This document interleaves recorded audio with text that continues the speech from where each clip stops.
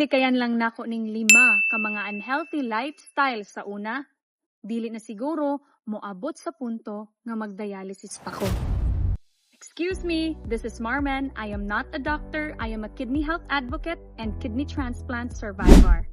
Kabantay mo, kung healthy pa ang tao, kumpiyansa ra kaayo. Pero, pag naanay bation, ay ha pa magmatngon. Ing anak pud ko. And these are the 5 habits I wish akong gilikayan before nadaot ang akong kidneys.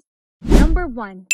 Poor hydration habits. Dili ko hilig mo inom og tubig. Mas pilion pa nako ang juice, soft drinks, sodas, og bisag uhaw na kaayo, mag-unya-unya pa og inom. Little did I know, naghinay-hinay na day nako og dehydrate ang akong kaugalingon nga kidneys. Number 2.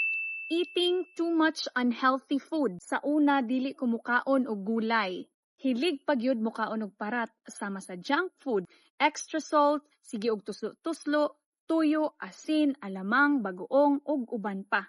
Mas pilion pa ang processed food sama sa hot dogs, canned goods, noodles, and fast food.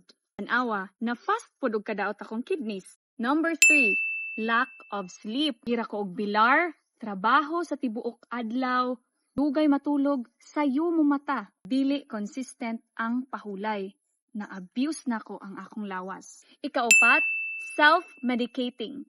Hilig ko mo inom og tambal without proper medical advice, especially unnecessary painkillers. Kung sakit akong puson, akong ulo, akong lawas, magpataka ra ko og inom og tambal.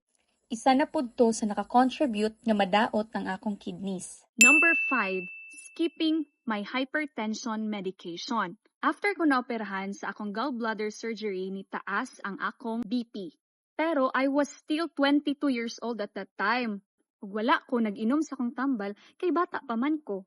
Naglisod na di ay ang akong kidneys sa pressure sa dugo nako ato.